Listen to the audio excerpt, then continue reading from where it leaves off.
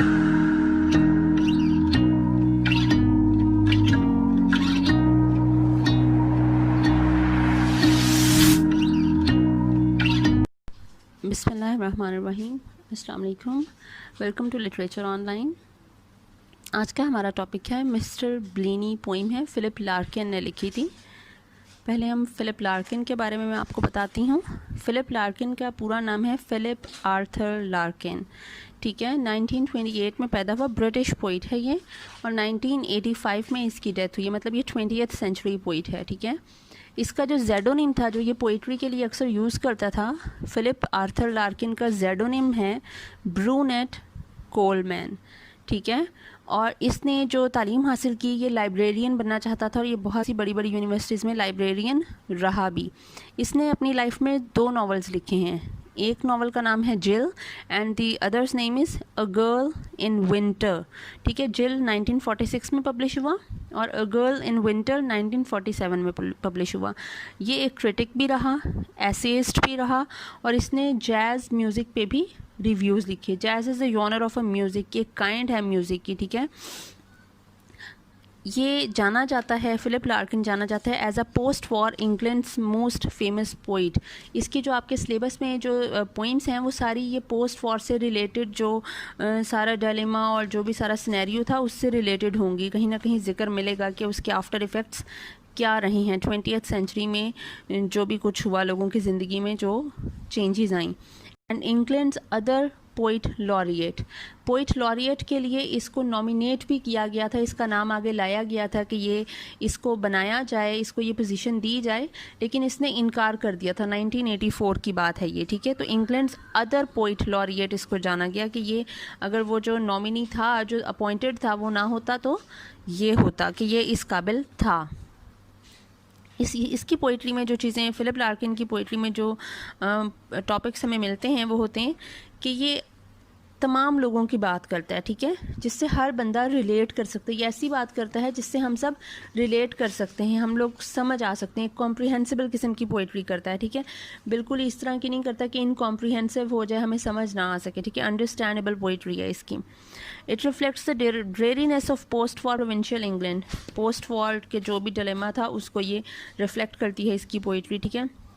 उस वक्त की जो स्पिरिचुअल डिस्पेयर थी लोगों में, मॉडर्न एज की वजह से जो चेंजेस आ रही थी, वो स्पिरिचुअल डिस्पेयर, मोनोटोनस रूटीन, ठीक है, शैलोनेस ऑफ लाइफ, लोनलीनेस, ठीक है, वो सारा कुछ इसकी पोइट्री में आपको नज़र आएगा। Stunt lives and spoiled desires, ये भी इसकी पोइट्री में, ये मॉडर्न एज की कैरेक्टरिस्टिक्स हैं, आप समझ लें कि ये इसकी पोइट्री में आपको पता चलेंगी। Failures and remorse of the age, ये भी मॉडर्न एज की एक कैरेक्टरिस्टिक है। जो भी मॉडर्न पोइट है उसकी पोइट्री में ये सब कुछ, हमें सारा कुछ रिफ्लेक्शंस आएंगी, ठीक है। Link experience and emotions with detailed settings, Larkin जो भी लिखता है उसमें इसका अपना एक्सपीरियंस और अपनी ऑब्जर्वेशंस शामिल होती हैं। ये अपने एक्सपीरियंस और अपनी ऑब्जर्वेशंस पे ही बेस करता है अपनी पोइट्री को, वही लिखता है जो देखता है, जो समझ आती है इसको। And poetry of disappointment, destruction, romantic illusions, man's defeat by time, कि वक्त से इंसान नहीं बच सकता, ठीक है। ये अपने पोइट्री में ये सारा कुछ ये ज़रूर लिखते हैं, और यही सारा कुछ मिस्टर ब्लीनी में भी है। अब मिस्टर ब्लीनी जो है ये इसने राइट की थी 1955 में, लेकिन ये फर्स्ट टाइम पब्लिश हुई द लिसनर में 8 सितंबर 1985 को, ठीक है। उस वक्त ये इतनी फेमस नहीं हुई ये वाली पोइम ना, लिसनर में जब ये पब्लिश हुई फर्स्ट टाइम, ये 1955 में ही लिसनर में पब्लिश हुई। ये फेमस हुई पोइम जब इसने अपनी जो एंथोलॉजी थी, एंथोलॉजी कहते हैं कलेक्शन ऑफ पोइट्री को, अपनी इसने कलेक्शन का नाम था द विटसन वेडिंग, 1964 में इसकी ये कलेक्शन पब्लिश हुई थी। उस कलेक्शन में इसने ये अपनी पोइम इंक्लूड की, मिस्टर ब्लीनी, तब जाकर मिस्टर ब्लीनी को भी फेम मिला, ठीक है। इसका स्ट्रक्चर ये है पोइम का कि इसमें 7 क्वार्ट्रेन्स हैं। क्वार्ट्रेन मतलब कहते हैं 4 लाइन्स का जो स्टेंजा होता है, ठीक है। तो 7 क्वार्ट्रेन्स का मतलब है 28 लाइन्स हैं। हर क्वार्ट्रेन की जो राइम स्कीम है वो है ए बी, और जो सेंटेंस है वो इयम्बिक पेंटामीटर में लिखा गया है, ठीक है।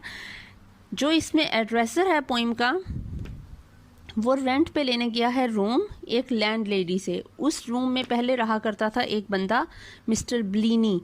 जो टाइटल है पोइम का, टाइटल जो पोइम का है वो इस पोइम का एड्रेसर या स्पीकर नहीं है।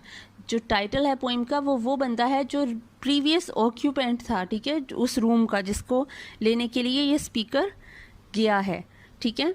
तो जो पहले 5 स्टेंजास हैं वो मिस्टर ब्लीनी की जो वो सारी जो उसने वो घर की जो उस रूम की जो हालत देखकर जो वो मिस्टर ब्लीनी की लाइफ का जो भी एंटिसिपेट कर सकता था स्पीकर, उसने वो किया कि मिस्टर ब्लीनी ने किस तरह से सर्वाइव किया इस दौर में।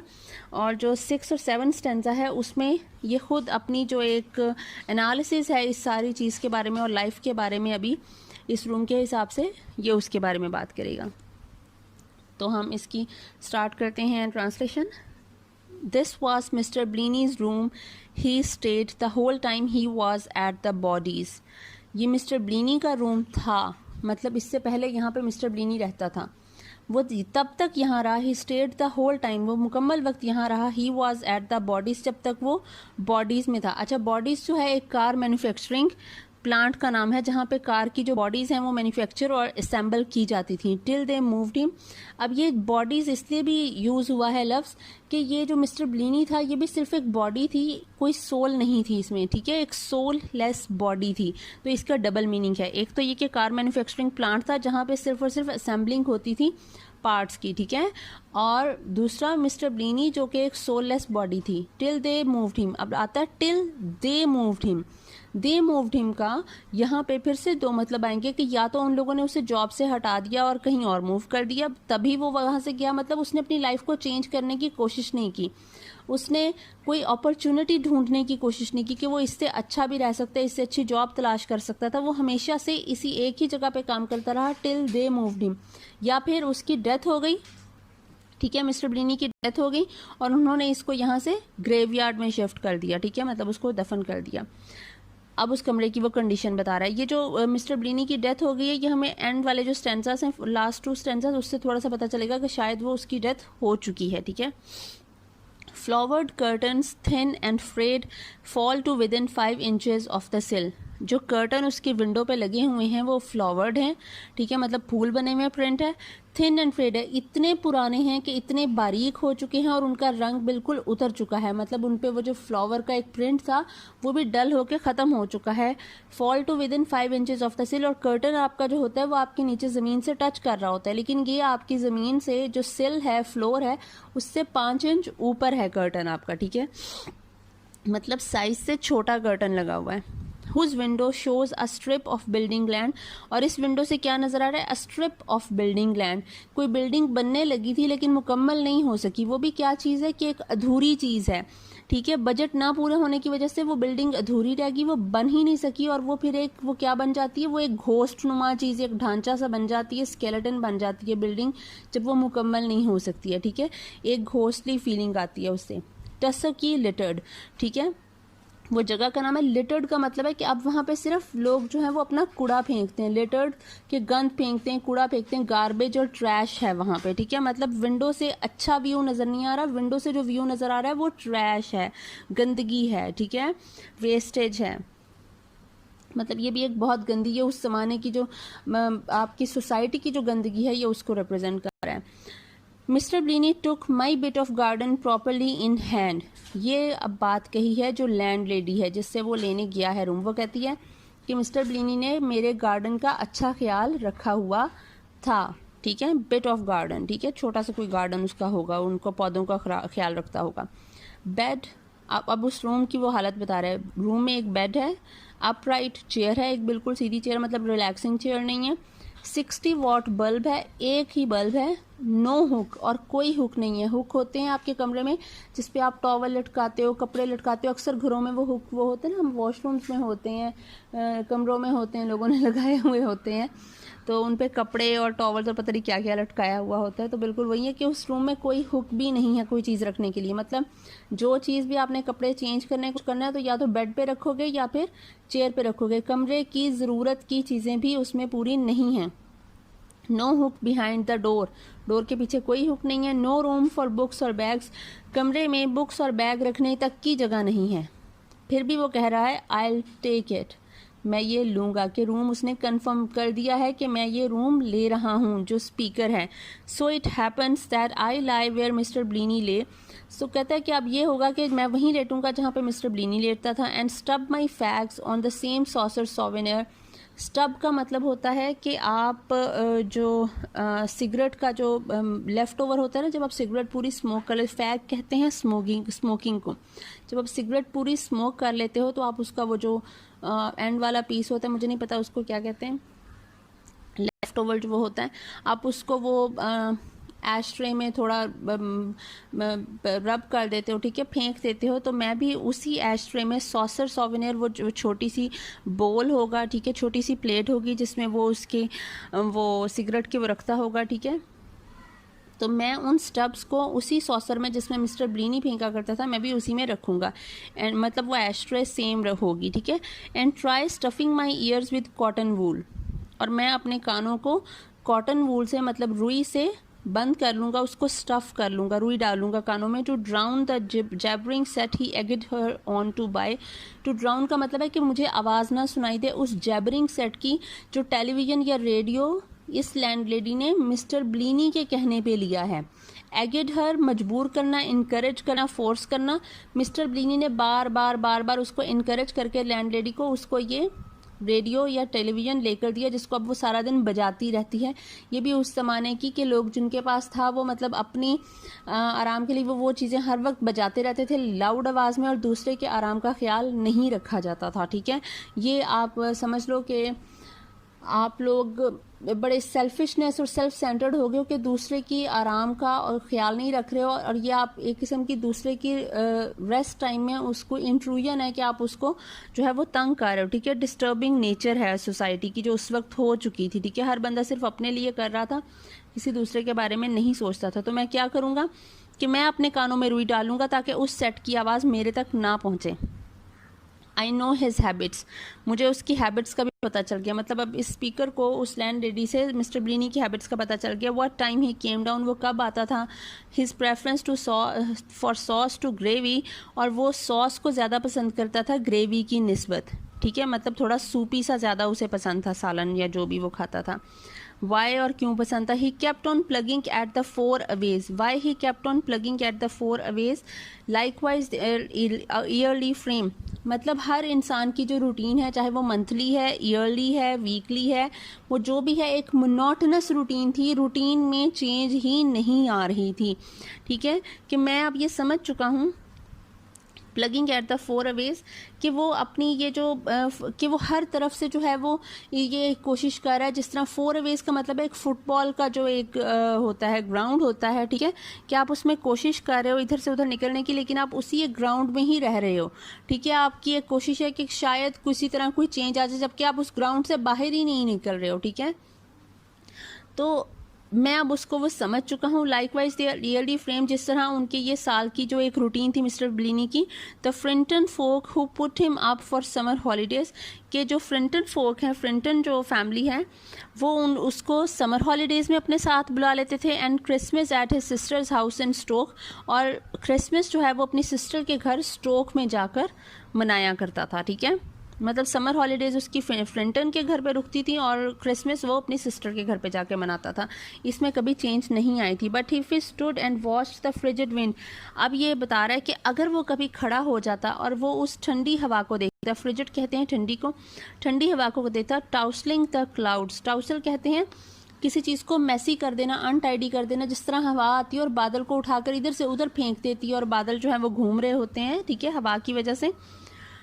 अगर कभी वो ये मंजर देखता खड़ा होकर कि हवा बादलों को किस तरह से इधर से उधर घुमा रही है, टसल कर रही है, उसको मैसी कर रही है, ठीक है। Lay on the fusty bed telling himself that this was home, अब वो कह रहा है कि मैं अब ये, अगर वो ये सब कुछ देखता तो उसकी लाइफ में शायद कुछ चेंज आ जाता। मतलब ये उसने सोची, अब ये टूटी फूटी सी सोचें आ रही हैं, स्कैटर्ड किस्म की थॉट्स हैं। Lay on the fusty bed telling himself that this was home, fusty कहते हैं जो बहुत ही पुराना बेड हो चुका हो, जिसको आप समझ लें कि दीमक लग रही है, ठीक है, वो ख़राब हो रहा है, वो अब बिल्कुल गंदा पुराना हो चुका है कि यूज़ के काबिल नहीं है। उस फर्स्टी बेड पे लेटा हुआ अपने आप को ये बता रहा है कि ये घर है। एंड ग्रिंड, ग्रिंड कहते हैं स्माइल करने को, एक स्माइल जिस तरह जोकर नहीं स्माइल करता एक कान से दूसरे कान तक, ठीक है, जोकर मूवी अगर आपने देखी है तो वो ग्रिन उसे कहते हैं, ठीक है, वो जो उसने रेड सी बनाई होती है स्माइल। तो उस स्माइल के पीछे वो स्माइल सिर्फ बनाई होती है, लेकिन आप स्माइल वो जोकर कर नहीं रहा होता बेचारा, क्योंकि वो तो बहुत ही ज़्यादा दुखी है ना, ठीक है। एंड ग्रिंड एंड शिवर्ड, और वो मतलब स्माइल करता है और कपकपा जाता है, without shaking of the dread, लेकिन उसके अंदर से वो डर ख़त्म नहीं हुआ है, ठीक है, जब वो कपकपाया है। And how we live measures our own nature, अब ये वो सोच रहा है कि मैं उस बेड पे लेटा हुआ अब ये सोच रहा हूँ, मुस्कुराया, कपकपाया, लेकिन डर नहीं ख़त्म हुआ कि अगर वो सोचता कि ये बादलों को देखता तो क्या पता मतलब उसकी लाइफ में कुछ अच्छा, कुछ फ्रेश कुछ हो जाता।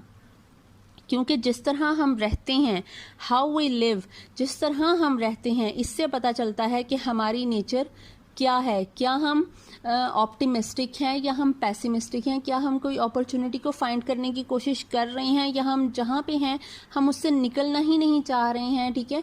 हम एक जगह पे जहाँ पे स्टक हो गए हैं, अगर हम किसी दलदल में स्टक हो गए हैं तो हम उससे निकलने की कोशिश नहीं करेंगे तो हम निकलेंगे नहीं, हम उसमें डूब जाएंगे, हम उसमें मर जाएंगे, ठीक है। हम उससे मरकर निकल सकते हैं लेकिन हम वैसे नहीं निकल सकेंगे। अगर हम समंदर में, हमें स्विमिंग नहीं आती है, हम उसमें छलांग लगा देते हैं, तो अगर हम ने जो है वो कोई लाइफ गार्ड नहीं है, कोई बचाने वाला नहीं है, कोई चीखेंगे नहीं, कोई कोशिश नहीं करेंगे तो हम वहाँ से निकलेंगे नहीं, हम डूब कर मर जाएंगे, ठीक है। तो इसी तरह है कि जिस लाइफ में हम जी रहे हैं वो हमारा जो जीने का तरीका है वो हमारी नेचर को रिफ्लेक्ट करता है। And at his age having no more to show than one hired box,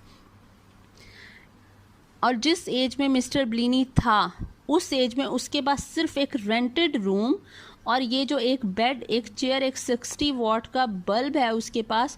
तो इससे क्या पता चलता है कि उस बंदे ने अपनी लाइफ में कभी कोई कोशिश की ही नहीं, वो जहाँ था वहीं पर रहा, उसने इससे बाहर निकलने की कोशिश नहीं की, ठीक है। Should make him pretty sure, और इससे कह रहा है कि इस सारी चीज़ों से हमें पता चल रहा है he warranted no better, I don't know, कि वो इससे ज़्यादा शायद कभी चाहता ही नहीं था, उसने कभी ही वारंटेड नॉट बेटर, उसने इससे बेहतर की कोशिश की ही नहीं। आई डोंट नो कह रहा है मैं नहीं जानता लेकिन ये मुझे ऐसा लग रहा है। तो इसका मतलब है कि हमें अपनी लाइफ में हम जहाँ कोई देखें, बहुत से लोग ऐसे होते हैं जिनके पेरेंट्स बिल्कुल भी एजुकेटेड नहीं होते हैं, ठीक है, इलिटरेट होते हैं, लेकिन वो अपने उन हालात से, उन सब चीज़ों से निकलना चाह रहे होते हैं, बहुत पुअर ख़ानदान से होते हैं, वो अपने, उनके बच्चों को पता होता है हमने इन हालात से निकलना है, हमने कुछ बनना है, कुछ करना है। वो पढ़ लिख कर, कोई काम करके, कोई स्किल एक्वायर करके वो उस जगह से, उस स्टेटस से निकलते हैं और वो उससे आगे जाते हैं, ठीक है, अगले लेवल पे जाते हैं, लोअर मीडियोकर पे आएंगे, उनसे आगे मीडियोकर पे आएंगे, फिर उससे उनके बच्चे आगे पढ़ेंगे। ये आप अपना स्टेटस जो है वो चेंज कर रहे होते हो with the passage of time, by acquiring skills, ठीक है, और योर एजुकेशन, आप कुछ भी करके जो चेंज कर रहे होते हो, क्योंकि आप चेंज चाहते हो लाइफ में, आप खुद को और अपनी लाइफ स्टाइल को चेंज करना चाहते हो, तभी आप वो सब कुछ एफर्ट कर रहे होते हो। अगर आप जो है आप उससे निकलना ही नहीं चाह रहा, बस ये सोच रहे हो बस ठीक है मेरे नसीब में यही लिखा है और कोशिश ही नहीं करनी है, तो फिर आप वहीं पे ही मर जाओगे, जैसे मिस्टर ब्लीनी ख़त्म हो गया और वो कभी उस जगह से निकल ही नहीं सका।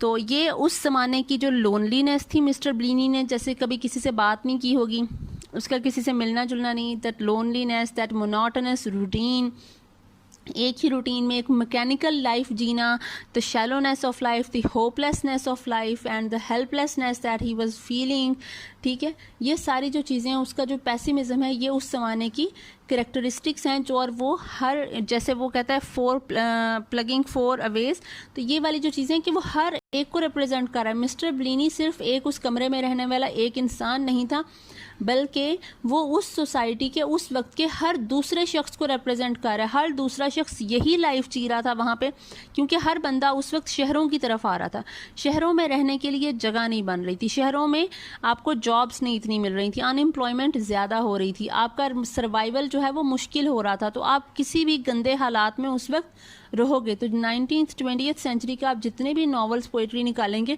आपको हर दूसरे में कुछ इसी किस्म के सीन मिलेंगे कि लाइफस्टाइल उस वक्त कितना ज़्यादा मिजरेबल था, ठीक है, कि आप अपनी जो वो मीगर एग्जिस्टेंस है आप उसे निकलने की कोशिश कर ही नहीं रहे थे, आप उसी में स्टक होकर रह गए थे लाइफ में।